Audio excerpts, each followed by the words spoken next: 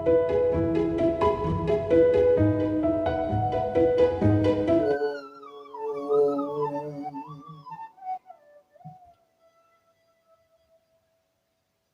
गणेशाय नमः। श्री जानकी वल्लभो विजयते रामचरितमानस कथारंभ होते। सुनहु वीर हनुमान आई के आसन लीजियो, करियो कृपा निधानी।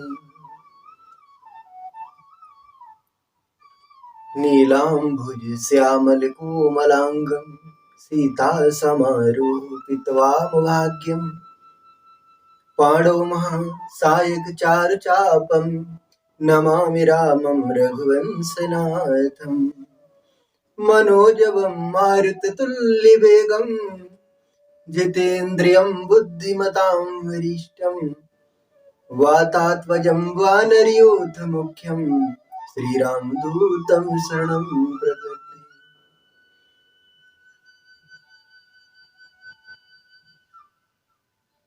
परम मंगलमयी परात्पर अखिलेश्वर अकारण करुणा वर्णालय भक्त वांछा कल्पतरु भगवान श्री सीताराम और उनका ही दिव्य वांगमय स्वरूप यह पावन ग्रंथ श्री रामचरितमानस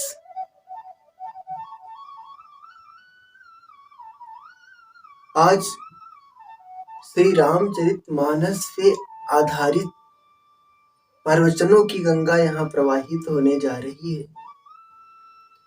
आज प्रथम दिवस की सत्र की बेला में पधारे हुए आप सभी भाई बहनों का मेरी व्यासपीठ से बहुत बहुत स्वागत और अभिनंदन।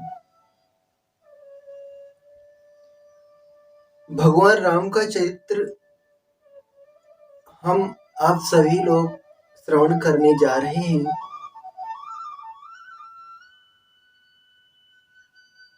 और भगवान राम का चरित्र आज अगर देखा जाए तो वर्तमान समय में बहुत आवश्यक है। वाल्मीकि ऋषि ने नारद जी से यही तो पूछा था ना, कौन वासवेन सांप्रदम लोके गुणवान कस्य परिवान। हे नारद जी, कोई ऐसा चरित्र बताओ जो समाज के लिए आदर्श हो, जिसे सुन करके लोग उस पे चल सकें, उसका अनुसरण कर सकें। कई लोग कहते हैं कि यह पुरानी रामायण है, इसमें क्या रखा है। मेरे भाई बहन, ये रामायण कोई साधारण किताब नहीं है। अगर कोई साधारण किताब होती तो आप सोचो अब तक किसी न किसी लाइब्रेरी में पढ़ी होती, लेकिन नहीं। रामायण साधारण किताब नहीं है। रामायण तो हम भारतीयों का मस्तक है। भगवान की असीम अनुकंपा हुई है तो हमें ये ग्रंथ मिला है। और अगर हम और आप देखें तो रामायण हमें कितना अच्छा जीने का तरीका बताती है। एक भाई कैसा होना चाहिए, एक पिता कैसा होना चाहिए, एक मित्र कैसा होना चाहिए, एक पति कैसा होना चाहिए, एक पुत्र कैसा होना चाहिए, ये हमें रामायण सिखाती है। और यही नहीं, लड़ाई भी करना है तो मेरे भाई बहन रामायण से सीखो। जब अंगद जी को भेजा जा रहा था सीता जी की खोज करने के लिए, तो अंगद जी ने प्रभु राम से पूछा कि भगवान, मुझे वहां रावण के पास जाकर के क्या करना होगा। तो भगवान राम ने कितना अच्छा तरीका बताया, क्या कहा, सुनने योग्य है। भगवान ने कहा कि अंगद, वहां जाके केवल इतना ही करना कि मेरा कार्य हो जाए और उस बेचारे का हित हो जाए। काज हमार तासु हित होई, काज हमार तासु हित होई, रिपुसन करेहु बत कही सोई, रिपुसन करेहु बत कही सोई। अंगद वहां जाके ऐसी ही बातें करना कि मेरा कार्य हो जाए और उस बेचारे का हित हो जाए।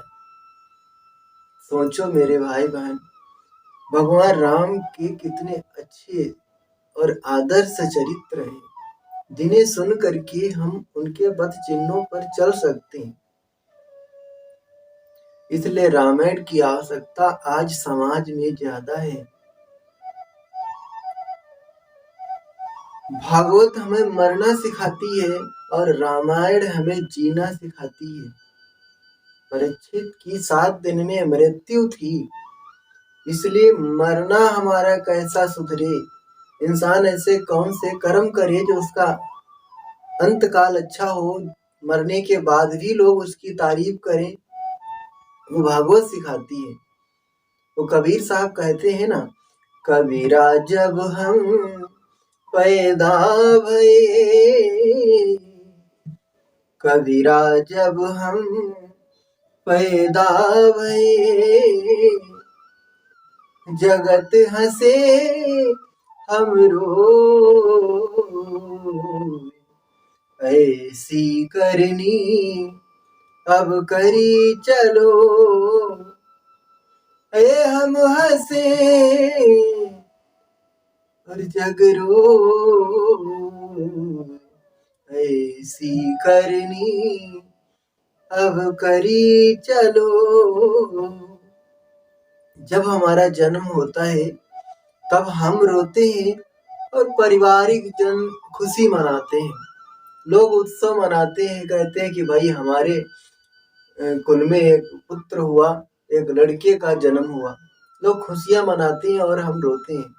लेकिन कबीर साहब कहते हैं कि मेरे भाई 100 साल जीने के बाद जब जाने की बारी आए तो ऐसे जी कर जाओ कि हम हंसते हुए जाएं यहाँ से और लोग रोएं याद करके, कहें कि भाई बड़ा अच्छा इंसान था, उसने समाज के लिए बड़े अच्छे अच्छे कर्म किए।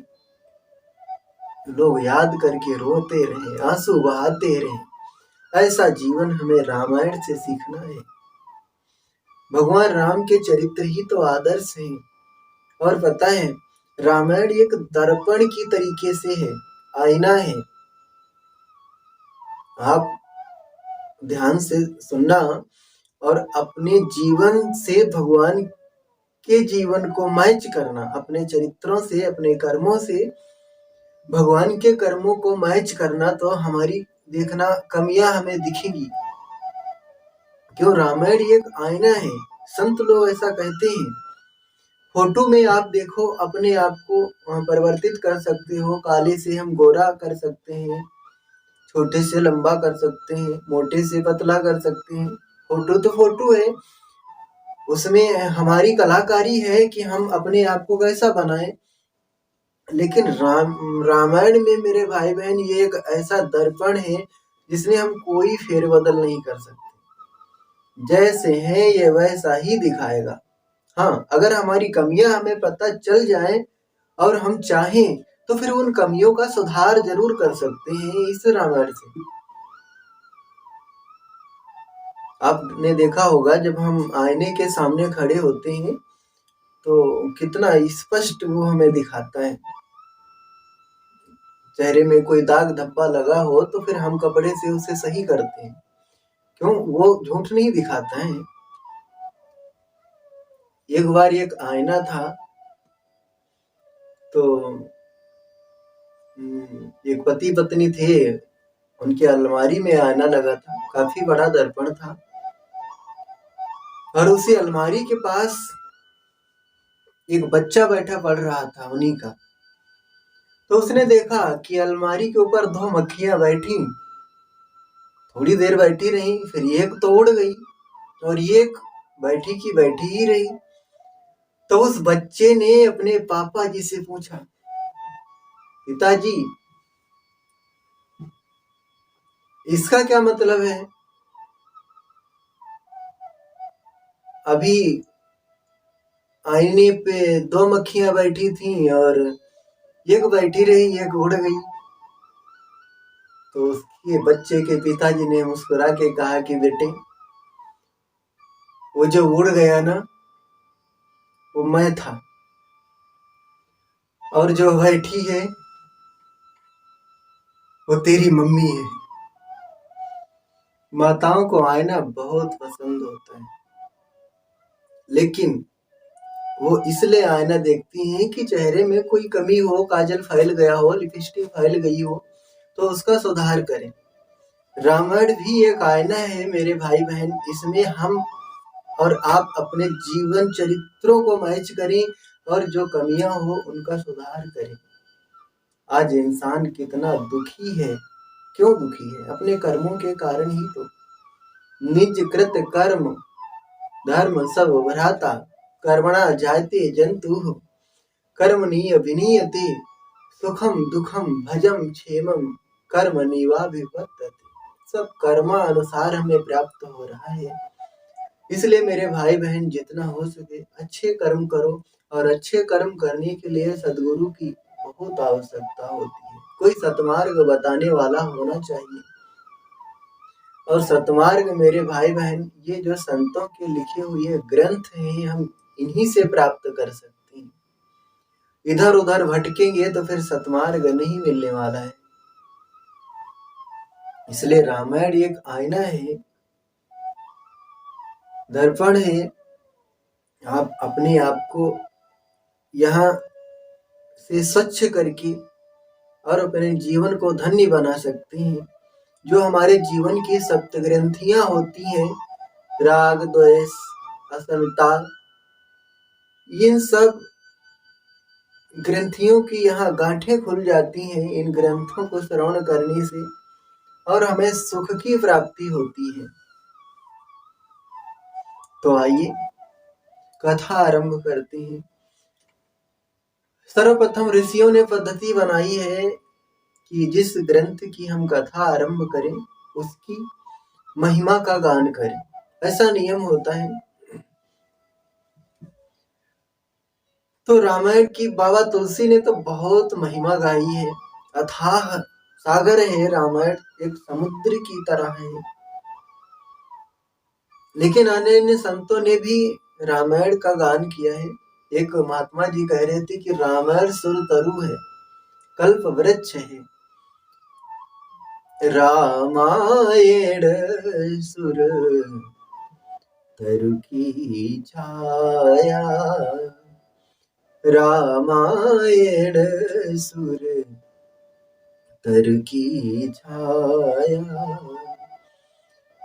दुख भय दूर निकट जो आया, दुख भय दूर निकट जो आया, श्री राम जय राम, जय जय राम, श्री राम जय राम, जय जय राम। रामायण सुर तरु है, कल्प वृक्ष है। आप देखना, भाव से जो रामायण के प्रति आदर रखते हैं ना, आप नियमित अगर रामायण का पाठ करते हैं या श्रवण करते हैं तो आपका अनुभव होगा कि रामायण हमें हर चीज प्रदान करती है। कल्प वृक्ष कहा गया है रामायण को। अब कल्प वृक्ष की महिमा तो आप सभी को पता ही होगा। एक भाई था, तो कहीं विदेश में नौकरी के लिए गया। वहां उसे कोई जॉब वगैरह नहीं मिला। तो भटकते भटकते भटकते एक दिन एक वृक्ष के नीचे पहुंच गया। बहुत थका हुआ था, गर्मी का महीना था, तो वहां जाके बैठ गया। शीतल मंद सुगंध हवा चल रही थी। थका हुआ था, नींद आने लगी। लेकिन मेरे भाई बहन, अगर भूख लगी हो तो फिर नींद भी अच्छी नहीं लगती। उसका मन हुआ कि काश कहीं से सुंदर सुंदर भोजन मिल जाता, कितना अच्छा था। अब वो जिस वृक्ष के नीचे बैठा था वो कल्प वृक्ष था, लेकिन उसे पता नहीं था। अब कल्प वृक्ष था भाई, भोजन की उसकी इच्छा हुई, 56 प्रकार की थाली लगी हुई आ गई सामने। उसने भोजन किया। भोजन करने के बाद मन हुआ कि कहीं ठंडा ठंडा जल मिल जाता तो कितना अच्छा था। गिलास आ गया जल का, जल पान किया। अब उसका मन हुआ कि भोजन भी मिल गया, जल भी मैंने ग्रहण कर लिया, अब आराम करने के लिए सुंदर सा बिस्तर प्राप्त हो जाता तो फिर कहना क्या था। कल्प वृक्ष था, सुंदर सी सेज तैयार हो गई और वो लेट गया, सो गया। 4 घंटे सोने के बाद उठा, तब उसे ध्यान आया कि यार खाना मिल गया, बिस्तर मिल गया, पानी मिल गया, मैंने सो भी लिया, कोई यहाँ चमत्कार है क्या। उसे डर लगा, उसने सोचा कि कहीं यहाँ भूत तो नहीं रहता है। अब वही कल्प वृक्ष था, उसने देखा पेड़ पे भूत बैठा था। उसने सोचा ऐसा ना हो ये भूत मेरी गर्दन पकड़ ले और मैं मर जाऊं। भूत आया, गर्दन पकड़ी, जय सिया राम, चला गया। इसलिए मेरे भाई बहन, अच्छा अच्छा सोचना और अच्छा अच्छा रामायण से मांगना, अच्छे विचार रखना। रामायण कल्प वृक्ष है, सुर तरु है, रामायण सुर तरु की छाया, और दुख भय दूर निकट जो आया। जो इसके करीब आया उसके दुख दूर हुए। बाबा तुलसी ऐसा कहती है। रामायण की इस तरह से महिमा गा के आगे बाबा तुलसी कहते हैं कि रामायण एक अथाह सागर है। आज तक इस ग्रंथ का किसी ने पार नहीं पाया।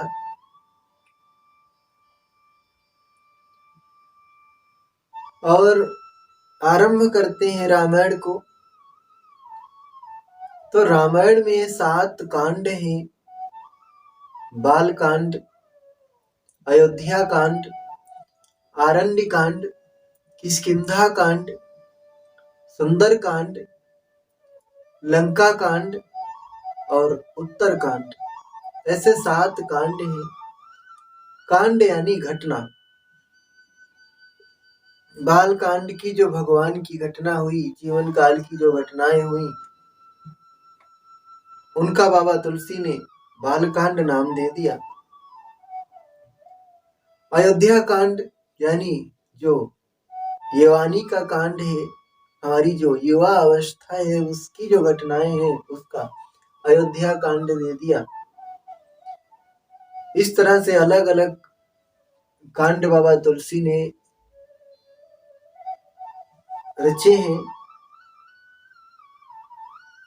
एक भाई ऐसा प्रश्न कर रहे थे कि रामायण में 7 ही कांड क्यों लिखे, और 7 कांड लिखे तो लिखे। रामायण की जब शुरुआत हुई है तो यहाँ शुरुआती में बाबा तुलसी ने 7 श्लोक लिखे हैं। तो भाई ऐसा कह रहा था कि भाई 7 ही श्लोक और 7 ही कांड और 7 ही दिन है सप्ताह में, इन सबका बाबा तुलसी ने समन्वय किया, इसका क्या कारण है। तो संतों ने अपने अपने भाव दिए हैं। एक संत ऐसा कह रहे थे कि भाई सप्ताह में 7 दिन होते हैं, और रामायण एक ऐसा ग्रंथ है जिसको हम किसी भी दिन आरंभ कर सकते हैं। शनिवार हो, मंगलवार हो, बुधवार हो, बृहस्पतिवार हो, किसी भी दिन हम रामायण को आरंभ कर सकते हैं। इसलिए बाबा तुलसी ने, शुरुआती ने 7 श्लोक रचे होंगे, रखे होंगे। एक संत जी ऐसा कह रहे थे। एक महात्मा ने कहा कि नहीं, 7 श्लोक इसलिए कि रामायण एक ऐसा ग्रंथ है कि इसे हम किसी भी राग में गा सकते हैं। भैरवी हो, आशावरी हो, तोड़ी हो, अहिल्या बिलावल हो, किसी भी राग में गा सकते हैं। और संगीत के जो स्वर होते हैं, सा रे गा मा पा धा नी सा, वो भी 7 होते हैं। तो मानो बाबा तुलसी ने कहा कि भाई रामायण एक ऐसा ग्रंथ है जो आप किसी भी राग में गा सकते हो, इसलिए 7 श्लोक ने शुरुआत की। ऐसे बाबा तुलसी ने किसी भी दिन गा सकते हो, किसी भी राग में गा सकते हो। अब दिन का मतलब लोग होते हैं ना कि ऐसे अपने गांव में बहुत लोग दिन की नियमावली मनाते हैं। एक महापुरुष कह रहे थे कि भाई रामायण में कोई दिन की नियमावली नहीं मनाई जाती है। अब सत्संग करने के लिए हम दिन क्यों देखें? तदेव लग्नम सुदिनम तदेव ताराबलम चंद्रबलम तदेव विद्याबलम देवबलम तदेव लक्ष्मीपते तेंघ्रि युगम ईश्वरामि।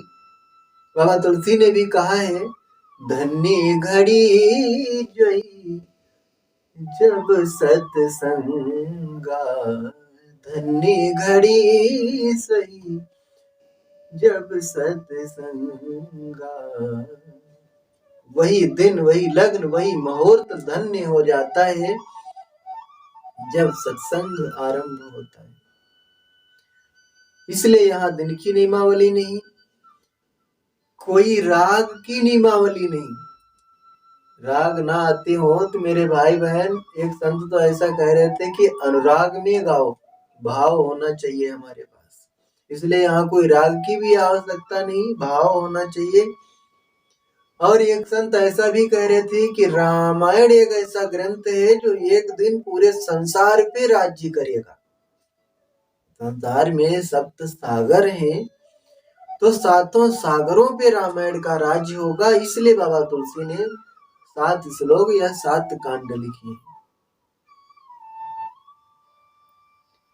एक संत ऐसा भी कह रहे थे कि जीवन की जो हमारी 7 ग्रंथियां होती, उनको अगर टालना है, अगर उनसे छुटकारा पाना है, तो रामायण श्रवण करो। इसलिए बाबा तुलसी ने 7 श्लोक लिखे। जो भी भाव आपको ठीक लगे, 7 श्लोक से शुरुआत की है। पहला श्लोक, वर्णानामर्थ संघानम रसानाम छंदसामपि मंगलानां च कर्तारो वंदे वाणी विनायको। वर्णानामर्थ संघानम रसानां छंदसामपि मंगलानां च कर्तारो वंदे वाणी विनायको। ध्यान देना, रामायण का आरंभ हो रहा है वा शब्द से। वर्णा नामर्थ संघानम, वा से आरंभ हुआ। और आप रामायण पढ़ते होंगे तो रामायण का अंतिम शब्द आप देखना, आपको मिलेगा मानवा। ते संसार पतंग घोर किरणे दह्यन्ति नो मानवा। तो अब जो ज्ञानी लोग हैं वो इस पे भी तर्क करते हैं कि भाई क्या कारण था बाबा तुलसी ने वा से ही प्रारंभ किया और वा पे ही विराम दिया, जबकि बाबा तुलसी के इष्ट देव थे राम जी। भाई राम से आरंभ करना था। लोग ऐसी अपेक्षा कर रहे थे, सोच रहे थे कि भाई बाबा तुलसी जब ग्रंथ की शुरुआत करेंगे तो वा से करेंगे, क्योंकि राम जी आदर्श हैं और बाबा तुलसी की श्रद्धा राम जी पर बहुत है। लेकिन राम से नहीं की, वा से शुरुआत की। और वा जो शब्द है ये अमृत बीज है। तो संतों ने अपने अच्छे अच्छे भाव दिए हैं कि वर्ण से आरंभ करने का बाबा तुलसी के पीछे उनकी तमन्ना थी, मंशा थी कि जो वर्ण और मानव के बीच में ये रामायण रखी गई है, तो बाबा तुलसी चाहते थे कि रामायण को पढ़ करके लोग सही अर्थ में मानव बने। आज जो लोगों के अंदर कुटिलता भरी जा रही है, एक दूसरे के प्रति ईर्षा, द्वेष, छल, कपट समाता जा रहा है। कोई किसी का भला ही नहीं सोचता, बस काट करते रहते हैं, सोचते हैं कैसे भी हो ये नीचे गिरे और मैं ऊपर बढ़ूं। इसलिए बाबा तुलसी यहाँ शिक्षा देना चाहते हैं कि मेरे भाई बहन, रामायण का अध्ययन करो और रामायण को पढ़ करके आप धनवान बनो ना बनो कोई जरूरी नहीं है, राजा बन जाओ ना बन जाओ कोई जरूरी नहीं है, लेकिन मानव जरूर बनो। बाबा तुलसी ये चाहते हैं कि रामायण पढ़ के लोग मानव बने, क्योंकि आज समाज में मानवों की बहुत आवश्यकता है। पता है रावण में और दशरथ जी में क्या फर्क था? रावण जब सभा में आता था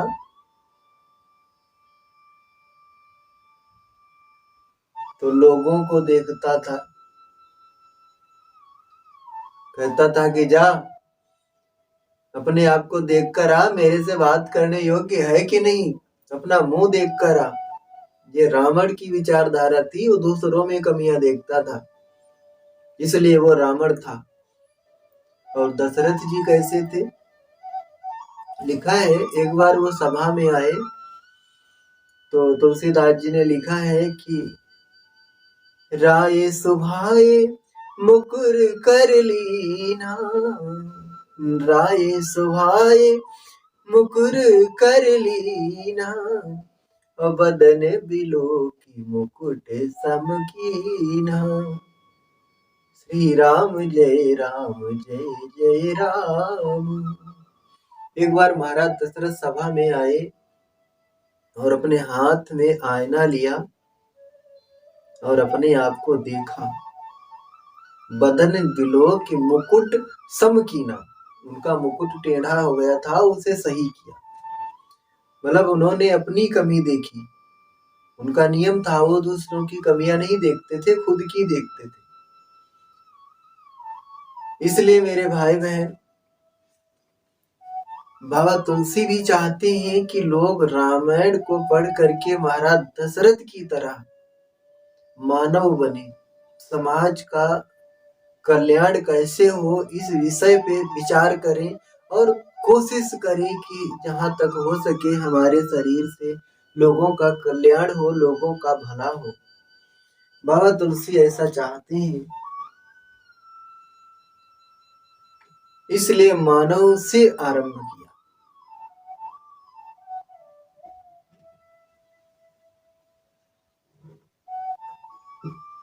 और पता है रावण, आजकल हमारे और आपके बीच में भी कई लोग रावण बन जाते हैं। और अगर रावणों को मारना है मेरे भाई बहन, तो फिर मानव तो बनना पड़ेगा। और एक बात बताऊं, रावण को कोई मार नहीं सकता। क्यों? क्योंकि रावण ने वरदान मांग लिया था ब्रह्मा जी से, हम काहू के मरही न मारी, हम काहू के मरही न मारे, मानव बानर मनुज जाति दुई बारी। रावण ने वरदान मांग लिया कि हम किसी के मारे ना मरे, बंदर और मनुष्य छोड़कर। अब आप सोचो, रावण को मारना है तो फिर मनुष्य ही मानव ही बनना पड़ेगा। बानर मनुज जात दुई बारे। अब रावणों को मारना है तो भाई मानव बनना पड़ेगा। अब आपका प्रश्न हो सकता है कि भाई रामायण तो एक ही था, त्रेता युग में वो तो चला गया, कलयुग में कहाँ रावण है। नहीं मेरे भाई बहन, यही तो हम और आप भूल कर रहे हैं। रावण आज भी है, और कलयुग में तो एक ही था। वो त्रेता युग में तो एक ही था, इस कलयुग में तो उसने बहुत सारे रूप बना लिए। आजकल देखा जाए तो हर मोहल्ले में 2-4 रावण होते हैं, गांव में 2-4 रावण तो होते ही हैं। और गांव में छोड़ो, हमारे आस पास भी रावण होता है, दिखता नहीं, कह भी नहीं सकते हम, अगर देख भी ले तो कह नहीं सकते। और पड़ोसी पड़ोस के रावणों को छोड़ो, हमारे भीतर भी तो कई रावण होते हैं। अहंकार का रावण, क्रोध का रावण, लोभ का रावण। तो इन सभी रावणों को मिटाना है तो मेरे भाई बहन मानव बनो, इंसानियत जागृत करो अपने अंदर। पर हित सरिस धर्म नहीं भाई, पर पीड़ा सम नहीं अधमाई। दूसरे का हित करना सबसे बड़ा धर्म है, और धर्म न दूसर सत्य समाना। सबसे बड़ा धर्म है सत्य बोलो, दूसरों का कल्याण करो, ये हम इंसानों का धर्म है। बड़े भाग्य मानुष तनु पावा, सुर दुर्लभ सब ग्रंथ निगावा। बड़े भाग्य से मनुष्य जीवन मिला है मेरे भाई बहन। जितना हो सके धर्म करो और समाज की सेवा करो। तो पहला श्लोक वर्ण से आरंभ हुआ। गणेश और माता सरस्वती की वंदना है पहले श्लोक में। वर्णानाम अर्थ संघानम रसानाम छंदसामपि मंगलानाम च कर्तारो वंदे वाणी विनायको।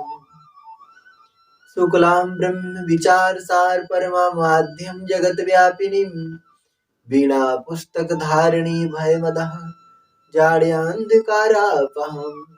हस्ते स्फाटिक माल्लिका विधरती पद्मासने संसितां वंदे तं परमेश्वरी भगवती बुद्धि प्रदां सारदाम्। पहले श्लोक में भगवान गणेश और माता सरस्वती को प्रणाम किया, वंदन किया। क्या कारण है, ध्यान देना। भगवान गणेश ज्ञान के देव हैं और माता सरस्वती वाणी की देवी है। हमारे पास ज्ञान बहुत हो और वाणी ना हो तो फिर ज्ञान अधूरा है। अब हम कितने भी बड़ी ज्ञानी हो, लेकिन कौवा की तरह कर्कश अगर हमारी वाणी है, किसी को भला कहते ही नहीं, तो फिर वो ज्ञान बेकार है।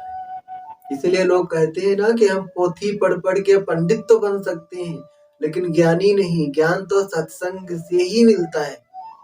पोथी या किताबें पढ़ के तो हम कुतर्की बन सकते हैं, एक कैंची चलाने वाले, लोगों की बात काटने वाले बन सकते हैं मेरे भाई बहन, लेकिन बुद्धि निर्मल तो हमारी सत्संग से ही होती है। इसलिए सत्संग को बहुत बड़ा कहा गया है।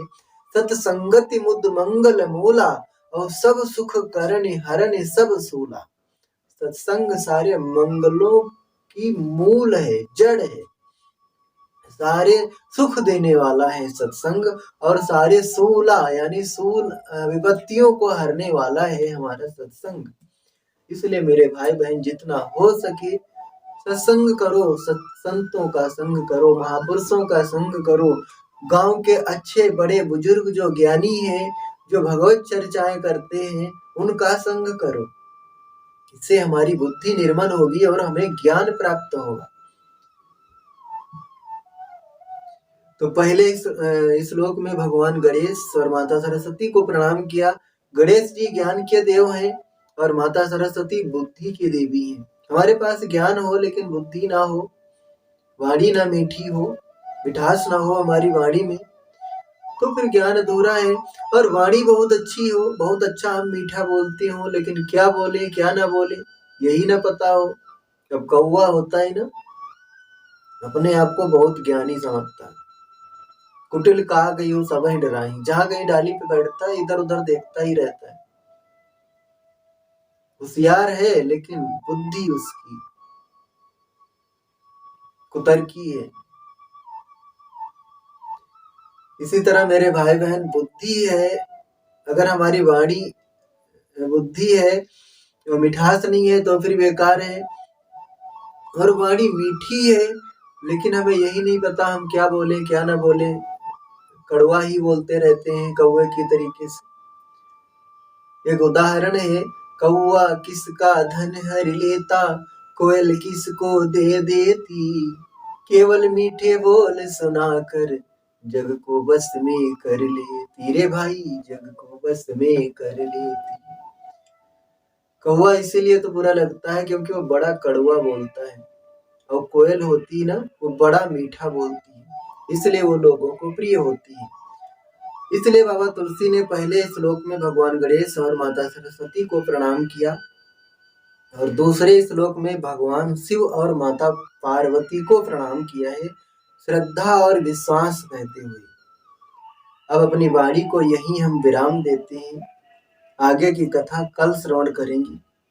कथा विसर्जन होत है, सुनहो वीर हनुमान, आसन जइयो प्रेम हित, करियो कृपा निधान। सिया बलराम चंद्र की जय, रमापति रामचंद्र की जय। बोलो भाई सब संतन की जय। जय जय श्री सीताराम।